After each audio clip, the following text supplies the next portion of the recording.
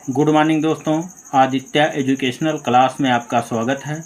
आज हम यहाँ पर आपको बीएड डीएलएड से संबंधित पाठ्य योजना बनाना सीखते हैं। कैसे पाठ्य योजना बनता है इसको बताते हैं। सबसे पहले ऊपर लिखते हैं आदर्श पाठ्य योजना। उसके बाद संस्था का नाम। संस्था का नाम में जैसे यहाँ लिखा हुआ बाबू राजकरण सिंह स्मारक इंटर कॉलेज औलियापुर अकबरपुर अम्बेडकर नगर, मतलब जिस कॉलेज में आपको शिक्षण कार्य करना है उस कॉलेज का नाम लिखेंगे। उसके बाद छात्राध्यापिका का नाम, मतलब जो आपका नाम होगा, या छात्राध्यापक का नाम जो नाम होगा यहाँ लिखेंगे। जैसे यहाँ लिखा हुआ बबीता शुक्ला। उसके बाद दिनांक लिखेंगे जिस दिन आपको शिक्षण कार्य करना है। कक्षा 8 वर्ग ए, विषय इतिहास, चक्र चौथा, अवधि 36 मिनट। प्रकरण है बाबर।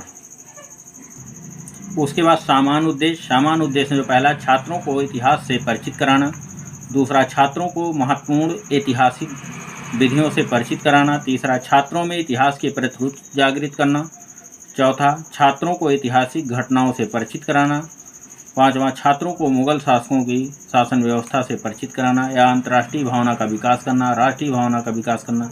तमाम शिक्षण के मतलब सामान्य उद्देश्य हो सकते हैं। उसके बाद विशिष्ट उद्देश्य ज्ञानात्मक उद्देश्य, छात्रों को मुगल शासक के बारे में या विषय में जानकारी देना। भावात्मक उद्देश्य, छात्रों को बाबर के समय की समस्त कला से अवगत कराना। क्रियात्मक उद्देश्य, छात्र बाबर के विषय में बता सकेंगे। उसके बाद सहायक सामग्री, कक्षा उपयोगी, मतलब कक्षा उपयोगी सहायक सामग्री। पूर्व ज्ञान, छात्र बाबर के विषय में सामान्य जानकारी रखते हैं। उसके बाद प्रस्तावना के प्रश्न, क्रम संख्या, प्रस्तावित प्रश्न, संभावित उत्तर। प्रस्तावना प्रश्न जो बनते हैं छात्रों के पूर्व ज्ञान से बनते हैं। यहाँ पहला जो प्रश्न, ताजमहल किसने बनवाया था? शाहजहां ने बनवाया था। दूसरा, शाहजहां किस वंश का शासक था? मुगल वंश का शासक था। ये थोड़ा कठिन क्वेश्चन, लेकिन इसके पहले इसके बारे में चर्चा की जा चुकी है, इसलिए यह पूर्व ज्ञान ही माना जाएगा, इसलिए यह पूर्व ज्ञान से संबंधित है। शाहजहां किस वंश का था? तो मुगल वंश का। फिर मुगल वंश का संस्थापक कौन था? बाबर था। फिर उसके बाद बाबर के बारे में आप क्या जानते हैं? ये समस्यात्मक प्रश्न हो जाए, छात्र मौन हो जाते हैं या कुछ बताते हैं।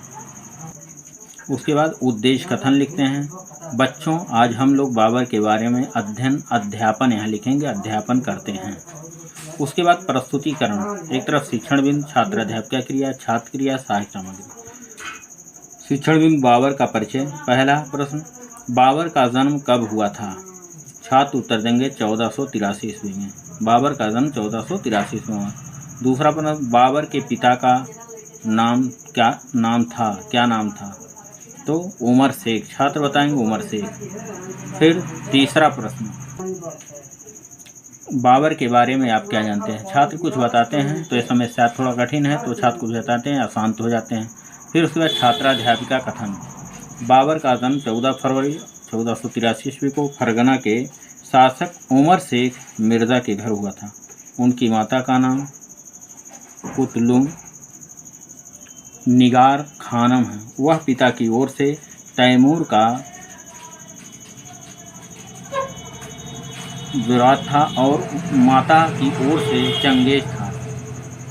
पिता की मृत्यु के बाद 11 वर्ष की उम्र में फरगना की गद्दी पर बैठा। फिर उसके बाद शिक्षण बिंदु आता है। छात्राध्यापक क्रिया लिखते हैं, छात्र क्रिया, सहायक सामग्री। यहाँ शिक्षण बिंदु में भारत की ओर प्रस्थान। फिर प्रश्न आता है, बाबर ने भारत में कब प्रवेश किया? 1519 में। बाबर ने भारत में 1519 में प्रवेश किया।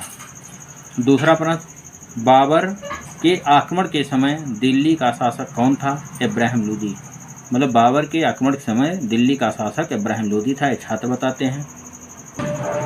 फिर तीसरा प्रश्न, बाबर ने पहला आक्रमण कब किया? 1519 के आरंभ में, मतलब छात्र उत्तर देंगे 1519 के आरंभ में बाबर ने अपना पहला आक्रमण किया। उसके बाद छात्राध्यापिका कथन। छात्राध्यापिका कथन में भारत में प्रवेश करने के पहले ही बाबर के अधिकार में काबुल और बदख्शां ये भारत की राजनीति का ज्ञान प्राप्त करने के लिए 4 प्रारंभिक आक्रमण किए। पहला आक्रमण 1519 में, दूसरा 1519 के अंत में, तीसरा आक्रमण 1520 में और चौथा आक्रमण 1524 में किया।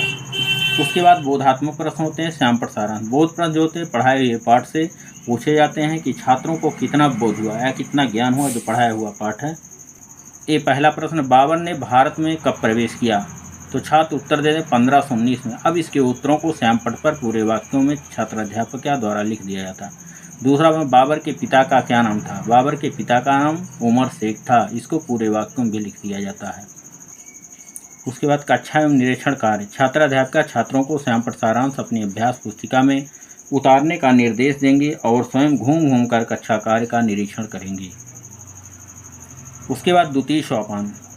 द्वितीय सोपान शिक्षण बिंदु, छात्राध्यापक क्रिया, छात्र क्रिया, श्यामपट्ट सारांश। अब पहला प्रश्न है, पानीपत का प्रथम युद्ध कब हुआ था? छात्र उत्तर दें 1526 में। दूसरा प्रश्न, पानीपत का प्रथम युद्ध किसके किसके बीच हुआ था?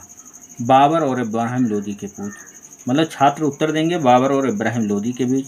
फिर तीसरा प्रश्न, किस वंश के बाद मुगल वंश की स्थापना हुई? छात्र उत्तर देंगे लोदी वंश। लोदी वंश के बाद मुगल वंश की स्थापना हुई। उसके बाद छात्राध्यापक का कथन, पानीपत का प्रथम युद्ध 1526 ईस्वी में बाबर और इब्राहिम लोदी के बीच हुआ। इस युद्ध में इब्राहिम लोदी पराजित हो गया था। उसके बाद शिक्षण बिंदु, फिर छात्राध्यापक क्रिया, छात्र क्रिया, श्यामपट्ट सारांश। पहला, बाबर ने बादशाह की उपाधि कब धारण की? 1507 ईस्वी में। दूसरा, बाबर की मृत्यु कहाँ हुई? आगरा में। छात्र उत्तर देंगे आगरा। उसके बाद छात्राध्यापक का कथन, बाबर ने बादशाह की उपाधि 1507 ईस्वी में धारण किया। उदारता के कारण बाबर को कलंदर कहा जाता था। बाबर की मृत्यु आगरा में हुई। फिर उसके बाद बोध प्रश्न, बोधात्मक प्रश्न, श्यामपट्ट सारांश। बोध प्रश्न पढ़ाए हुए पाठ से बनाए जाते हैं कि छात्रों को पढ़ाया हुआ पाठ कितना बोध हुआ, इसलिए। और बोध प्रश्न में ये होता है कि उसके श्यामपट्ट सारांश मतलब उसके उत्तरों को श्यामपट्ट पर अंकित कर दिया जाता है। जैसे पहला प्रश्न, बाबर ने बादशाह की उपाधि कब धारण की? 1507 में। अब इसके उत्तरों को श्यामपट्ट पर अंकित कर दिया जाता है पूरे वाक्यों में कि बाबर ने बादशाह की उपाधि 1507 ईस्वी में धारण की। उसके बाद उदारता के कारण बाबर को किस नाम से जाना जाता है? कलंदर। छात्र उत्तर कलंदर। तो इसके उत्तरों को फिर कि उदारता के कारण बाबर को कलंदर के नाम से जाना जाता है, इस पूरे वाक्यों में श्यामपट्ट पर अंकित कर दिया जाता है। उसके बाद कक्षा एवं निरीक्षण कार्य। छात्राध्यापक छात्रों को श्यामपट्ट सारांश अपनी अभ्यास पुस्तिका में उतारने का निर्देश देंगे और स्वयं घूम घूम कर कक्षा कार्य का निरीक्षण करेंगे। मतलब छात्र जो है श्यामपट्ट सारांश उतारेंगे और छात्राध्यापक का निरीक्षण करेंगे या छात्राध्यापक निरीक्षण करेंगे। उसके बाद पुनरावृत्ति के प्रश्न। पुनरावृत्ति के प्रश्न छात्रों के पढ़ाए हुए पाठ से पूछे जाते हैं जिससे उसकी पुनः आवृत्ति हो जाए। जैसे पानीपत का प्रथम युद्ध कब हुआ? दूसरा, बाबर के पिता का क्या नाम था? उसके बाद गृह कार्य, 1526 ईस्वी में आक्रमण के समय के बारे में विस्तार पूर्वक लिखे। अब इसको छात्र घर से लिख कर लाते हैं। दोस्तों, अगर ये वीडियो आपको अच्छा लगे तो इसको लाइक कीजिएगा, सब्सक्राइब कीजिएगा, अपने दोस्तों में शेयर कीजिएगा। और जैसे मैं अगर अगला वीडियो अपलोड करूं तो आप तक सबसे पहले इसकी सूचना सबसे पहले पहुंचे। Thank you class.